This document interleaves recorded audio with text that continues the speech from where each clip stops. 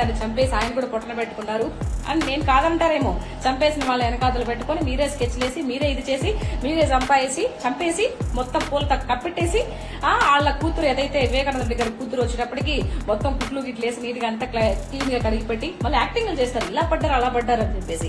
దాన్ని మీరు బాబు గారు నారాసు రక్త చరిత్ర అని చెప్పి ఎలా ముద్రీకరించారో ఇవన్నీ వాస్తవాలు కదా.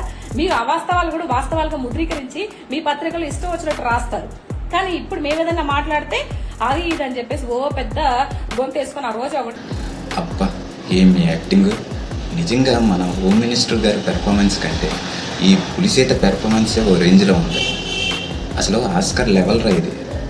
ఎవరెవరు హత్య చేశారు, స్కెచ్ ఎలా వేశారు, ఆ నిత్తుటి మరకను ఎలా తుడిచేశారు, చివరికి ఆ ఘోరాన్ని నరాసుర రక్త చరిత్రగా ఎలా మార్చారు.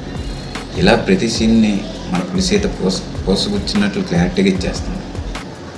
ఇంత పక్కగా ఆధారాలు ఈమె దగ్గర ఉన్నప్పుడు ఇక దేనికి సమయం ఈ సిబిఐలు, సిబిసిఐడీలు, అసలు ఏపీ పోలీస్ డిపార్ట్మెంట్ ఎందుకు, హోమ్ మినిస్టర్ ఎందుకు? అంతా మన పులిసేతే చూసుకుంటుంది కదా. అటు నారా లోకేష్ కానీ ఇటు పవన్ కళ్యాణ్ కానీ వీళ్ళిద్దరికీ లేని క్లారిటీ ఈమెకి ఎక్కడి నుంచి వచ్చిందో మరి.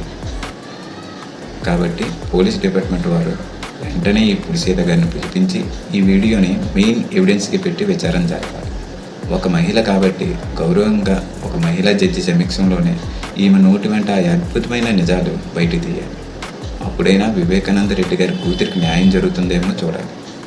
పోలీస్ డిపార్ట్మెంట్ వారు ఈమెలోని డిటెక్టివ్ కోణాన్ని విచారించవలసిందిగా కోరుతున్నాం.